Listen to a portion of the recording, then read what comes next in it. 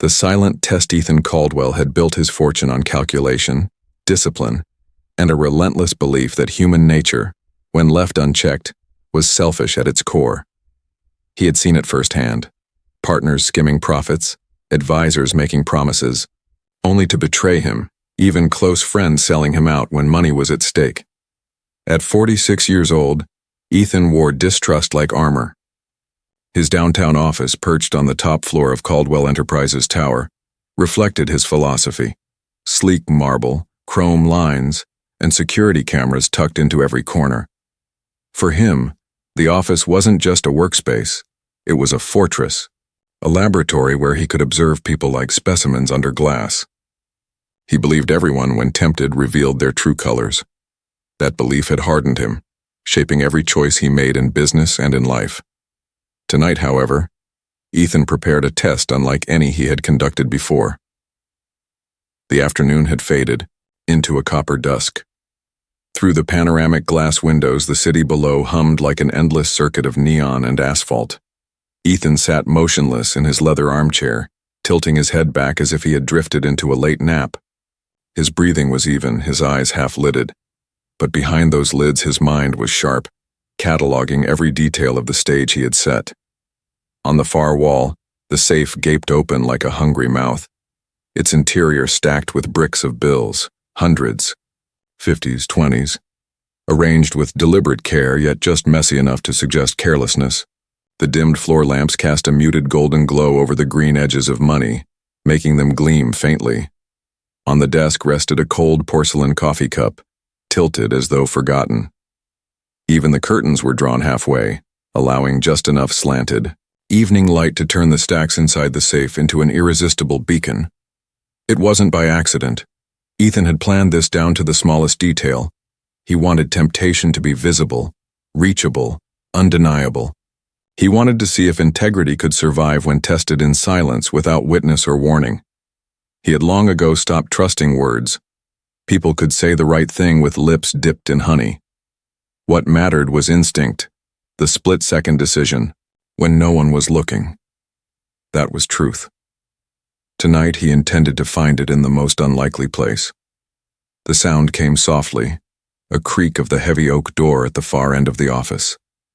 A quiet push, followed by the low squeal of rolling wheels. Ethan kept his body still, though his ears sharpened. The night shift had begun. Angela Moore entered the office, her hands firm on the handle of her cleaning cart.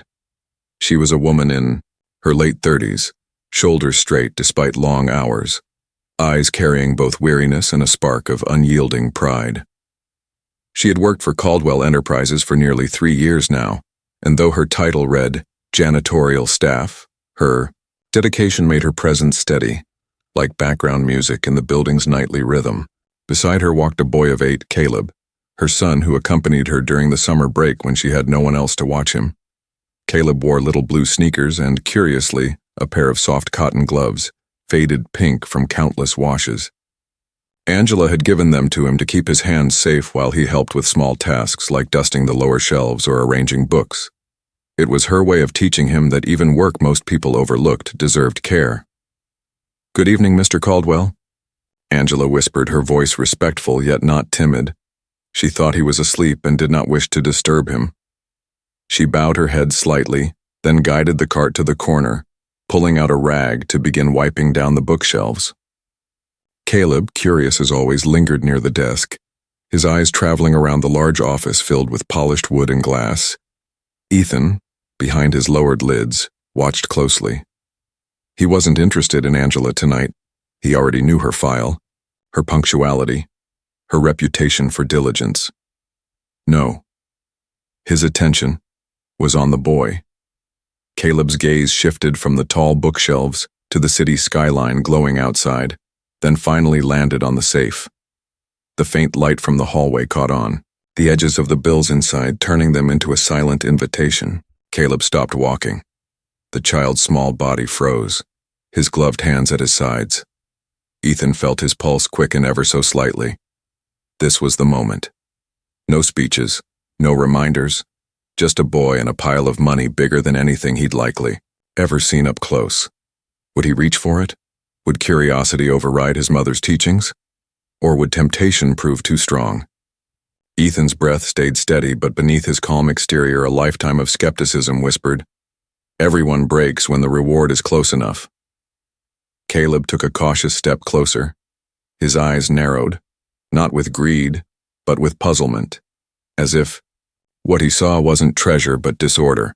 The stacks weren't neat, edges crooked, denominations jumbled. To Ethan's surprise, the boy didn't glance toward his mother to see if she was watching. Instead, he whispered softly, as if thinking aloud, "It's messy." He approached the open safe with the innocence of a child approaching a pile of scattered crayons. His small, gloved hands reached out, not with sneaky hesitation but with gentle certainty. He lifted one bundle of bills, frowned at the uneven edges, and began straightening them, tapping the stack on the shelf until it aligned neatly. Then he placed it back, this time carefully in line with the others. He repeated the gesture with another bundle, organizing denominations, restoring order with the concentration of a boy who had once been taught that everything, even coins, at home, should have a place. "Mom," Caleb whispered, his voice carrying across the quiet office. "Mr. Caldwell's money is messy. I'll fix it just like you showed me with ours." Angela turned sharply, startled. Her rag dropped against the shelf. "Caleb," she hissed, striding quickly to him. She placed a firm hand on his shoulder and pulled him gently back. "Don't touch your boss's things. That's not for us." Caleb looked up at her, confused but earnest. "But he won't like it messy." Angela's face softened. She crouched down, her eyes level with his. "I know, sweetheart. But there are things that don't belong to us, and even if they're messy, it's not our place to change them without permission. You did nothing wrong, but next time tell me first." She turned her head slightly toward Ethan's armchair, where the sleeping figure of her boss still sat unmoving. "And always remember, we don't take what isn't ours." Caleb nodded seriously, then clasped his hands behind his back, retreating a step from the safe. He glanced at the open door of the steel box one last time, not with longing, but with the curious reverence of someone guarding something sacred. Then, as if satisfied, he moved to the corner near his mother's cart, pulled out a notebook, and sat quietly to work on arithmetic problems. Ethan's chest tightened. He hadn't expected that. He had expected hesitation, maybe even a furtive look of temptation, but not this. This instinctive act of tidying what wasn't his. This simple declaration that neatness and respect outweighed greed. For the first time in years, Ethan felt the old, unfamiliar warmth of something breaking through the concrete of suspicion. Hope. Angela resumed her cleaning, occasionally glancing at her son to ensure he stayed focused. She didn't notice the faint movement of her boss's chest, the small shift of his hand against the leather armrest as he absorbed every second of the scene. She didn't know that her quiet words, "Other people's things are sacred," were echoing in the billionaire's mind louder than boardroom arguments or courtroom verdicts. When the job was done, Angela packed her supplies, called softly to Caleb, and together they wheeled the cart toward the door. Caleb gave the safe one last look, then whispered as though making a promise. "I left it neat for him." The door closed behind them with a gentle click, and the hallway grew quiet again. Ethan opened his eyes fully. The room felt different, lighter somehow, as though the act of a child had swept away more dust than Angela's rag ever could. He stood, walked to the safe, and peered inside. The bills were no longer crooked. They sat in clean, aligned rows, denominations properly ordered. He traced a finger along the smooth edge of one stack, marveling not at the money but at the small gloved hands that had chosen order over theft.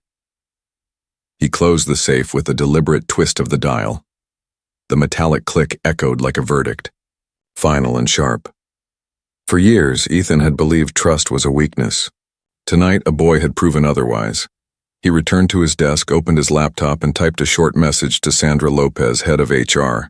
"Preserve all security footage from tonight's night shift. Do not delete. Also, review performance file of Angela Moore for possible pay grade adjustment." The words were clinical, professional, free of sentiment. Yet as he typed, Ethan felt something stir in his chest, a quiet resolve that this test, this staged temptation, had revealed more than he'd planned for. Before shutting the laptop, he glanced at the live feed from the hallway cameras. There, they were, Angela and Caleb, pausing before the company's founder's portrait. Angela bowed her head briefly, a silent gesture of respect for the workplace that fed her family. Caleb mimicked her, standing tall, his little gloves pressed together like he was part of a solemn ritual. Ethan exhaled slowly. For the first time in years, the breath didn't feel heavy with suspicion. Instead, it carried something else, something he hadn't realized he missed. He whispered to himself, barely audible in the empty office, "Maybe there's still honesty in the world." And with that, the seed of change was planted. Seeds of integrity. The morning after the silent test, Ethan Caldwell arrived at the office earlier than usual. He stood by the massive glass windows of his corner suite, looking out across the awakening city. Streams of commuters spilled through intersections like rivulets feeding a restless river. The skyline glimmered, steel and glass competing with the rising sun, and for once Ethan didn't feel the usual chill of detachment. Instead, he felt strangely unsettled. He had not been expecting to carry the image of a small boy in pink washed gloves throughout the night, but Caleb's act, so simple, so unplanned, had lodged itself deep in his mind. He replayed it like a scene from a film. The way the boy frowned at the mess, the way he said, "It's messy, I'll fix it." The way he placed the bills back in order without an ounce of hesitation. Not greed, not fear, just instinct, integrity, born out of habit and nurtured by a mother's constant reminders. Ethan had built a life on suspicion, a career on expecting betrayal, but for the first time in decades he wondered, had he been wrong about people? He shook the thought away, straightening his tie as his executive assistant entered with a schedule. The day would not wait for his philosophical musings. Board meetings, quarterly reports, and the endless grind of corporate decisions demanded his focus. Yet, underneath it all, Caleb's voice hummed like an echo, soft but impossible to ignore. By midday, Ethan sat at the long, polished table of the boardroom, surrounded by men and women in dark suits. The quarterly budget was on the agenda. Numbers flashed across the large screen. Profits up, costs trimmed, a favorable report for shareholders. But as always, discussion stretched into hours of nitpicking. It was during a review of operating expenses that the tension revealed itself. Gregory Blackwell, Vice President of Operations, leaned forward in his chair. His suit was sharp, his hair slicked back, and his tone carried the arrogance of a man who had inherited his position as much as he had earned it. He tapped the digital report with the end of his pen, narrowing his eyes at one line item. "Janitorial services," Gregory drawled, letting the words hang as if they were offensive. "Why are we spending more here than last quarter? And why did one person in that group get a pay adjustment?" His gaze slid across the table until it landed on Ethan, his smile tight, calculated. Ethan's face remained unreadable. "Performance review," he said simply. "One of our staff has demonstrated consistent excellence." Gregory chuckled, though there was no humor in the sound. "Excellence? Cleaning floors and emptying trash bins? With respect, Mr. Caldwell, we're not in the charity business, we're in profit. You start rewarding them, they'll expect more. Give them a dime, and soon they'll want the whole building." The room cooled by several degrees. A few bored members exchanged uneasy glances, though no one spoke. They all knew Gregory's reputation. He came from the Blackwell family. Old money, old power, deeply entwined with the company's history. People rarely challenged him openly, though many bristled at his tone. Ethan, however, let the silence stretch. He clicked his pen once, set it down, and replied evenly, "Dignity is not charity, Mr. Blackwell, it is an investment. If the people who clean our floors feel invisible, then sooner or later that rot spreads to the foundation." Gregory's smirk faltered, but only slightly. He leaned back, dismissive. "We'll see if the shareholders agree." He said nothing more, but the tension lingered like smoke. That evening, Ethan did what he rarely did. He lingered in the security room, reviewing the camera feeds himself. Angela appeared, pushing her cart as always, Caleb at her side. She worked with steady rhythm, wiping, dusting, replacing bags. Caleb stayed near her, sometimes helping with small chores, sometimes scribbling in his workbook under a desk lamp. One point, Ethan turned up the audio feed. He listened as Angela reminded her son softly, "Remember, other people's things are sacred. We don't take, we don't pry. If it's messy, we tidy it, but we never claim it as ours." The words hit Ethan harder than any boardroom debate. Simple, firm, repeated like scripture. This wasn't performance. This was habit. And it was being passed to the next generation right in front of his cameras. Meanwhile, Gregory Blackwell began to notice the shift in company culture. A rumor had spread that Ethan himself was taking interest in the janitorial staff, quietly reviewing footage, personally approving a pay adjustment for Angela Moore. Gregory saw it as an insult. In his mind, the hierarchy of the world was clear. Men like him at the top, people like Angela at the bottom. To him, her raise was not recognition of work. It was contamination, a crack in the order of things. Late one night, Angela was rolling her cart through the dim hallway when Gregory appeared, stepping out of the elevator. He blocked her path, his shadow stretching across the tiles. Caleb froze beside her, clutching the cart handle. "Listen," Gregory said coldly, his voice dripping with authority. "I don't know what game you're playing, but I know you got yourself a raise you don't deserve, and I don't care what you did to get it, but it ends now. Do your job, keep your head down, and leave the kid at home. This isn't a daycare." Angela's back stiffened. She looked him in the eye, her tone calm but firm. "Sir, I'm just doing my work. My son stays near me because I have no one else to watch him. He doesn't disturb anyone." Gregory smirked, shaking his head. "Your job is to clean and stay invisible. Period." With that, he brushed past her, leaving a trail of contempt in his wake. Caleb's small fists clenched inside his gloves. He whispered, "Mom, why was that man so mean?" Angela knelt, smoothing his hair. "Some people carry unhappiness inside them, Caleb. They try to drag others down because they think it makes them strong. But we don't let them decide who we are. We hold on to what's right." What neither of them knew was that Ethan, sitting in his office upstairs, had seen everything unfold through the hallway camera. He rewound the footage 3 times, watching Gregory's expression, hearing every word. The phrase "stay invisible" burned in his mind like acid.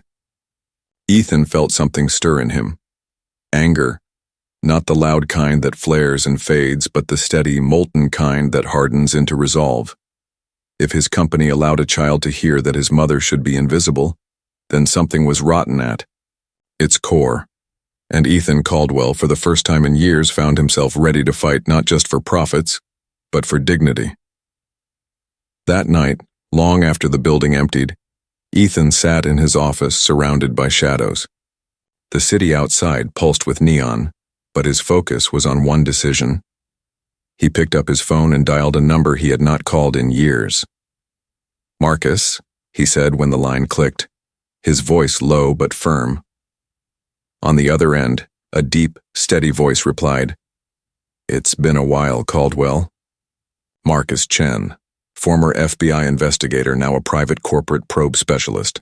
A man who dealt not in rumors but in facts, sharp enough to pierce armor. "I need you," Ethan said simply. "This is about power abuse, and I want everything airtight." Marcus was silent for a beat, then, "Name?" "Gregory Blackwell." A pause followed by a faint whistle. "That'll be easier than taking candy from a kid. But the evidence must be bulletproof. He has protection, family name, shareholders, political ties. You sure you want to go down this road?" Ethan's eyes hardened as he looked at the paused camera feed of Angela standing tall before Gregory, Caleb clutching her hand. "Yes, this time I'm sure." The shadow of prejudice, the confrontation in the hallway, marked a turning point. For Gregory Blackwell, it had been nothing more than an exercise of authority, putting people like her back in their place. But for Ethan Caldwell, watching, silently from the camera feed, it had been something else entirely. A revelation. A warning. A reminder that rot spreads quietly until someone decides to cut it out. The next week unfolded with unsettling tension.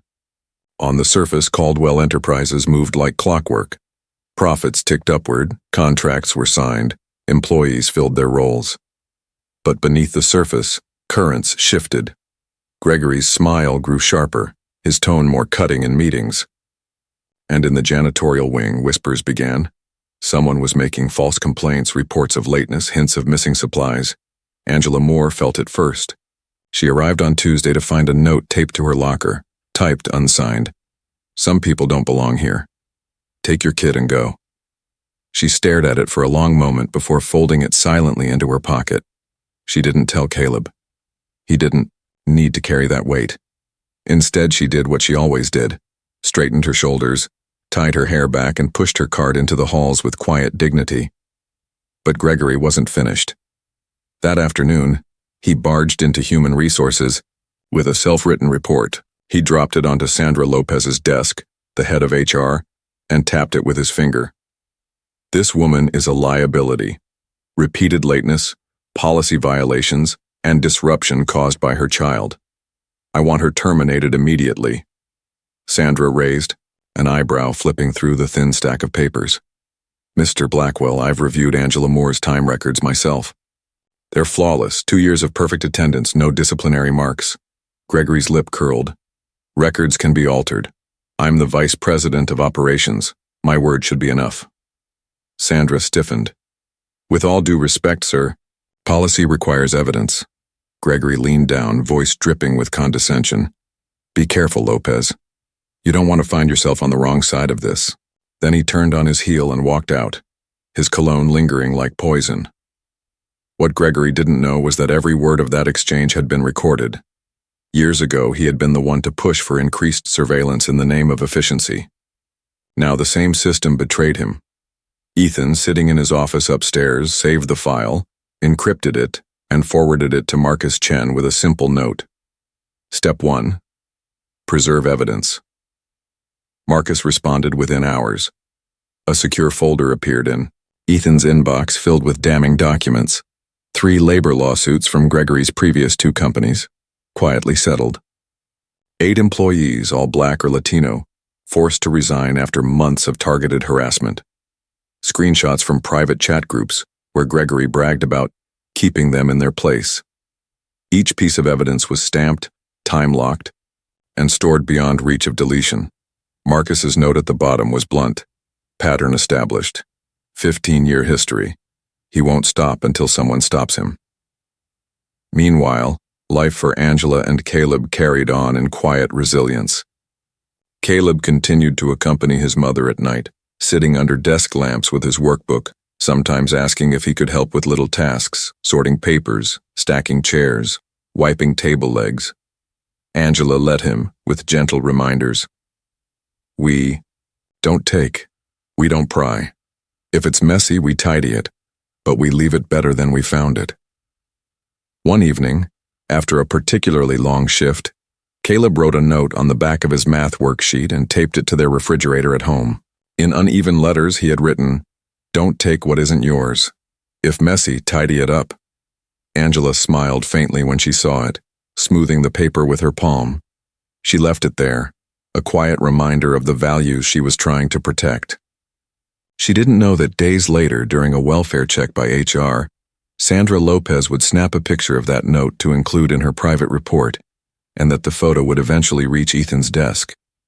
When Ethan saw it, something in him broke, open. That single childlike scrawl carried more weight than any motivational speech he had ever heard at a shareholders' meeting. It reminded him of his father. Ethan Caldwell Sr. had been a stern man, a factory worker who had raised his son with rules simple enough to carve into memory. You don't take what isn't yours. You leave a place better than you found it. Ethan had long buried those words beneath boardroom battles and betrayals, but now, through the hand of a boy with pink gloves and a fridge covered in taped reminders, they returned, and they burned. Gregory, oblivious to the silent storm gathering above him, pressed harder. He began spreading rumors in hushed tones. Angela had been caught with company property, Her son disrupted operations. Security footage showed suspicious activity near the safe. Lies, all of them, but lies dressed in the authority of his position.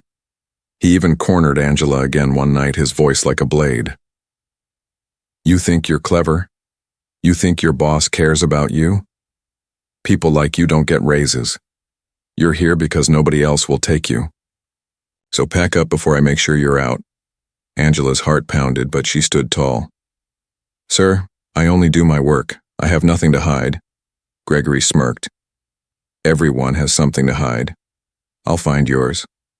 Then he walked away, leaving. Her shaken but unbroken upstairs, Ethan watched the footage for the fourth time. He no longer felt anger. He felt clarity. Gregory wasn't just a bully. He was a disease. And Ethan Caldwell would not allow his company to be poisoned by a man who saw dignity as weakness. That night, Marcus called. His voice was low, precise. He's preparing something. Watch for a planted item, likely theft. If it were me, I'd choose something expensive but traceable, like a watch. He'll try to slip it into her cart and call security. Classic setup. Ethan's jaw tightened. Then we'll be ready. Together, they began setting the trap. Cameras repositioned, microphones boosted in the hallways, garage, and elevators under the guise of routine maintenance. Logs encrypted, security staff quietly reassigned to neutral positions out of Gregory's orbit. The stage was being built, not for a child this time, but for a man who had spent his life believing he was untouchable. The next morning, Marcus sent Ethan a screenshot. A $15,000 Rolex Submariner had just been purchased using a secondary card, under Gregory Blackwell's name. Attached was a note. Step 3. Bait acquired. Now we wait for the drop. Ethan leaned back in his chair, eyes narrowing. The pieces were aligning. The man who had told a child to stay invisible was about to be exposed in full view of everyone. But for now, Ethan said nothing. He watched. He waited. He planned. And all the while, the echo of Caleb's note on the refrigerator whispered in his mind, "Don't take what isn't yours. If messy, tidy it up." It was ironic, Ethan thought. Gregory had built his empire on taking. Caleb, a boy with nothing, had built his world on giving, and soon the world would see the difference. The trap is set for days. The air inside Caldwell Enterprises thickened like a storm waiting to break. Gregory Blackwell strutted through the halls with the smugness of a predator convinced of his inevitable kill, while Angela Moore quietly continued her shifts, refusing to let fear seep into her work. Her son Caleb followed faithfully, still carrying his pink-tinted gloves and notebook, unaware of the scale of forces gathering around him. But Ethan Caldwell knew. He and Marcus Chen, the investigator, had woven an invisible net around Gregory's every move. The Rolex purchase had confirmed what Marcus predicted. Gregory was planning to plant evidence and cry theft. Ethan had seen it countless times in boardrooms. When power felt threatened, it lashed out with poison. But this time, Ethan would be ready. In a secure conference room on the top floor, a temporary control hub had been assembled. Screens lined the wall, each connected to live feeds from cameras discreetly repositioned. Microphones fed clear audio. From hallways, elevators, and the underground garage. Sandra Lopez from HR sat at one console, eyes sharp, logging every suspicious detail. Marcus manned the live feeds, his fingers flying over the keyboard as he tagged and encrypted files in real time. Ethan stood at the center, silent, his hands folded behind his back like a general overseeing a battlefield. "Remember," Marcus murmured, not looking up from the screens. "We don't interfere until he takes the bait. He has to trap himself." Ethan nodded slowly. "And when he does," Marcus's lips curved into a thin smile, "we'll flip the light, and the whole world will see what he is." That evening, Angela arrived for her shift, pushing her cart with Caleb walking close beside. She noticed nothing unusual. The same polished halls, the same quiet hum of after-hours offices. But behind the walls, cameras tracked her every move. Ethan watched closely as she wiped down desks, emptied bins, and guided her son toward a quiet corner with his workbook. There was no fear in her movements, only steady focus. Ethan felt a flicker of admiration. How many times had she endured hostility and prejudice, yet still stood upright with grace?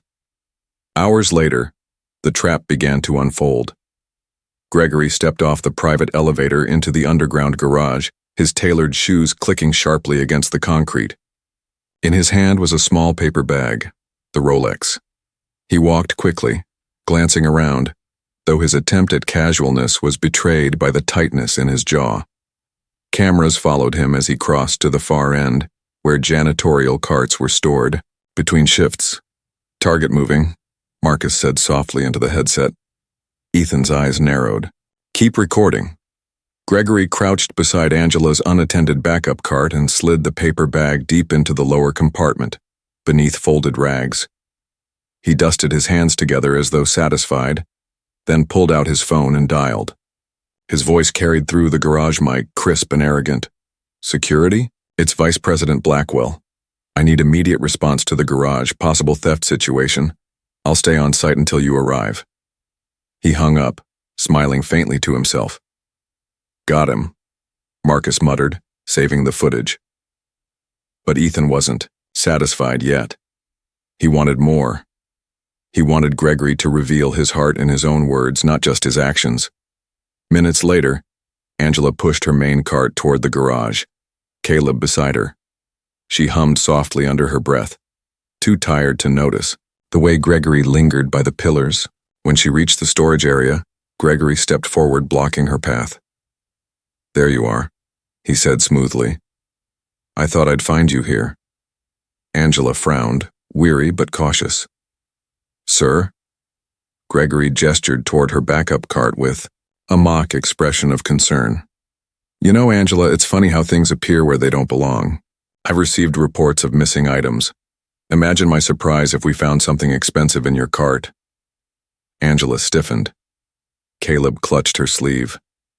"I don't understand," she said quietly. Gregory leaned closer, his smile cruel. "Don't play innocent. People like you always slip eventually.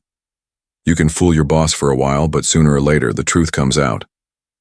Then, with exaggerated flourish, he pulled the paper bag from the cart and shook it open, revealing the gleam of the Rolex. His voice rose, echoing off the garage walls. "Caught red-handed. Theft plain as day." Caleb gasped, eyes wide. "Mom didn't take that." Angela's face flushed with shock. "That's not mine. I've never seen it before." Gregory cut her off. "Save it. Security will be here any moment. And when they are, you're finished. Both of you." Upstairs, Ethan's control room erupted with sound. Sandra's hands flew over the keyboard, tagging every second of the footage. Marcus leaned back, satisfied. He's burying himself, but Ethan said nothing. He watched as Caleb stepped forward, his small fists clenched, his voice shaking but loud. "My mom doesn't steal. She tells me every day we don't take what isn't ours. You're lying." For a moment, silence filled the garage. Gregory's smirk faltered as he looked down at the boy, his arrogance flickering into irritation. "Shut up, kid. You don't belong here either. Your mother's mistake is bringing you into a place you'll never fit." That was it. Ethan's voice cracked like steel through the headset. "Now." On cue, the garage lights brightened to full power, the hum of hidden cameras activating in plain sight. From the stairwell doors emerged 3 security officers, not Gregory's men, but ones Ethan had quietly reassigned. They flanked the garage, neutral, recording devices in hand. Behind them came Sandra Lopez carrying a sealed folder of time logs, and Marcus Chen, his badge visible as a private investigator. Gregory froze. His mouth opened, but no words came.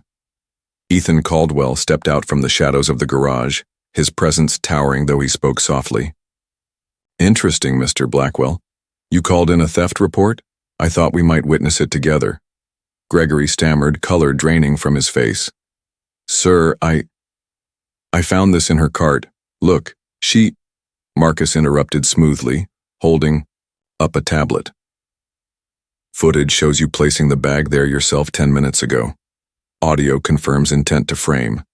Shall I play it back? Gregory's eyes darted wildly, searching for an escape, but there was none. The cameras blinked like unblinking eyes. The officers waited, impassive. Angela stood frozen, Caleb clutching her hand tightly.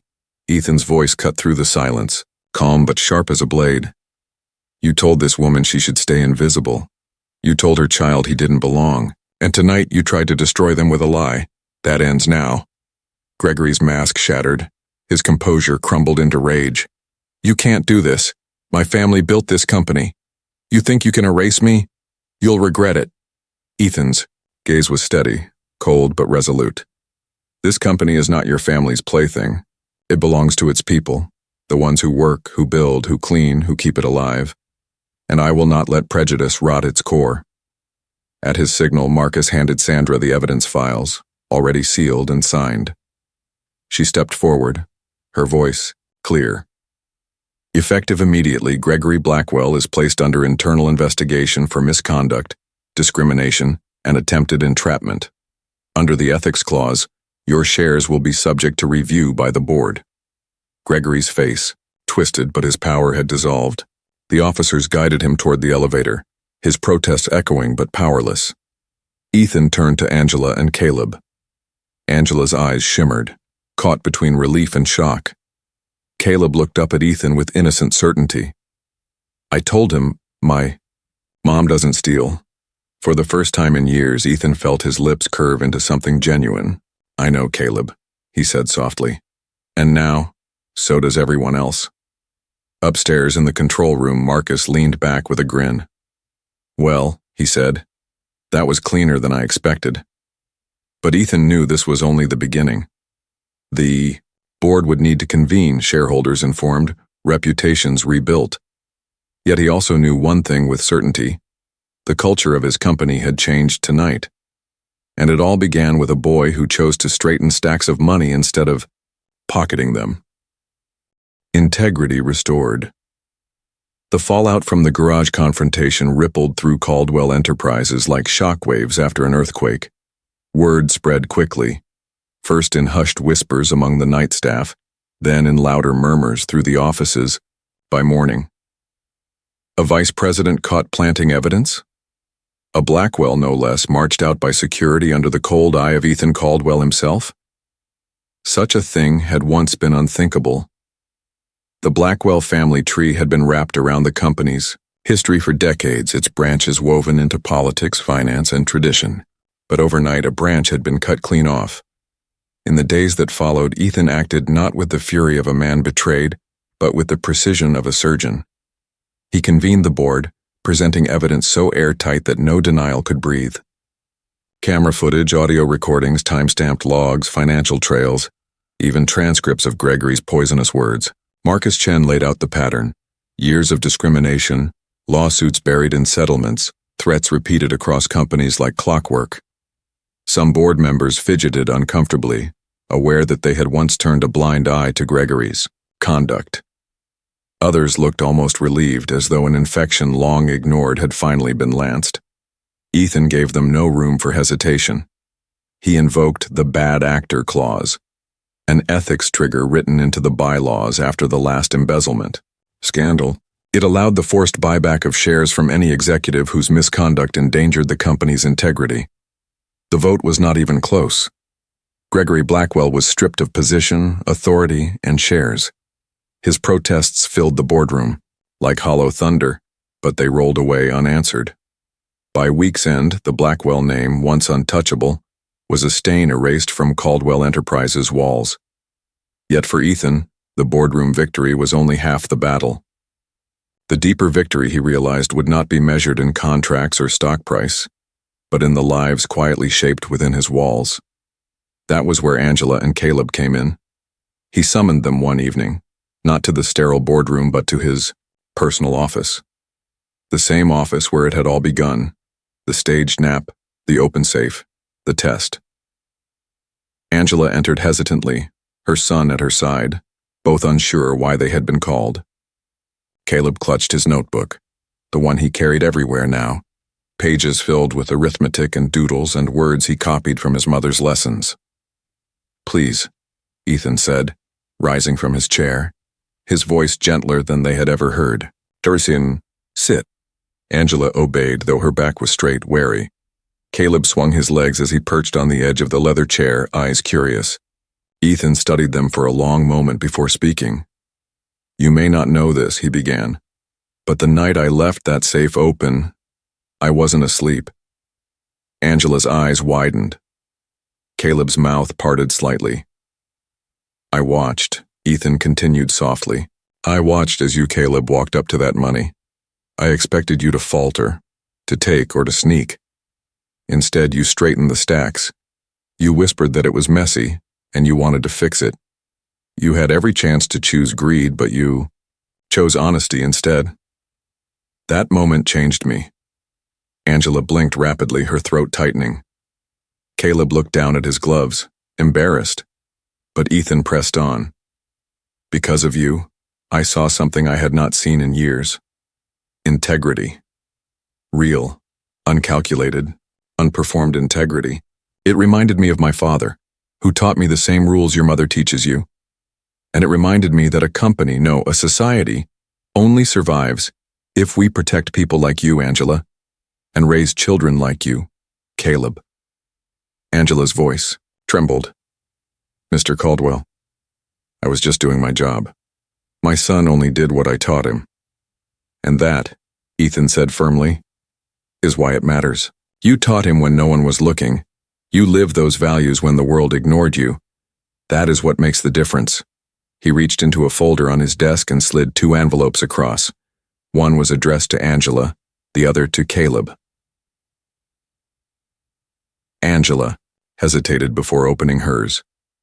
Inside was a letter on company stationery, formal yet filled with warmth.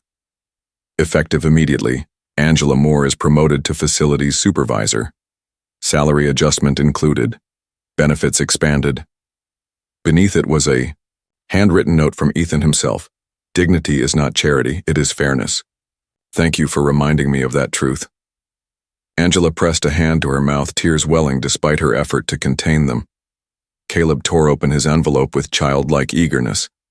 Inside was a certificate, scholarship papers establishing a fund in his name that would grow until he reached college age. At the bottom was Ethan's signature and a line, for a boy who taught a man to hope again. Caleb looked up, confused but thrilled. Does this mean I can go to any school I want? Ethan smiled faintly, a rare, genuine smile. It means doors will open for you, Caleb.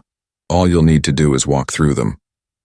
For a moment, the office was silent except for the quiet hum of the city outside. Angela wiped her eyes, whispering, I don't know how to thank you. You already did, Ethan replied. That night in the safe when you told your son, other people's things are sacred, that was enough. From that day forward, the culture at Caldwell Enterprises began to shift. Ethan made sure of it. He implemented new training, not the hollow kind of corporate slideshows, but real programs focused on respect and dignity. He created mentorship pipelines for underrepresented staff, ensuring that voices once ignored found space to grow. And quietly, without fanfare, he had plaques installed in the hallways, not of Gregory Blackwell or other wealthy shareholders, but of custodians, receptionists, and clerks who had served faithfully for decades. The first plaque bore Angela's name. Employees began to notice. Morale, once brittle under the weight of silent prejudice, blossomed. Staff walked taller, no longer invisible. And through it all, Angela continued her work with the same steady grace, though now she wore a supervisor's badge and carried authority she had long deserved. Caleb, meanwhile, became something of a quiet symbol. Staff would smile when they saw him waiting for his mother, notebook in hand, sometimes leaving little notes taped to desks. Don't take what isn't yours. If messy, tidy it up. His words spread like a mantra, copied onto sticky notes, pinned to cubicles, even shared in emails. What had begun as a child's scrawl on a refrigerator became a company-wide motto.